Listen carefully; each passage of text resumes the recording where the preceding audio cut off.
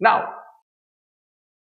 the mnemonic number 3 for the today's evening, U-Medico app, inside it, all these mnemonics are made available in the video library, notes everywhere. You can be able to bookmark the mnemonics and then can be able to revise before you go to exam. 5,000 mnemonic lists like this are there. You master them, revise them, repeat them. At least out of 300 marks in the exam, 100 marks are dependent on mnemonic based questions which require those who are able to keep a list and revise, they are going to crack.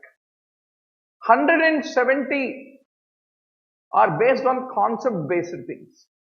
30 questions, 10% are meaningless questions. So 250, 260 score aage to, if you can correctly answer out of 300, you are the topper. That's a simple game. There is no rocket science in NEET PG exam. So, what are the axillary artery branches? Screw the lawyer, save a patient. Patient is dying, don't worry. What happens legally, etc. Screw the lawyer, save a patient is a easy way. Screw is superior thoracic artery. The is thoracoacromial artery. Lawyer is lateral thoracic artery. Save is subscapular artery. A is anterior humeral circumflex artery and P is posterior circumflex humeral artery.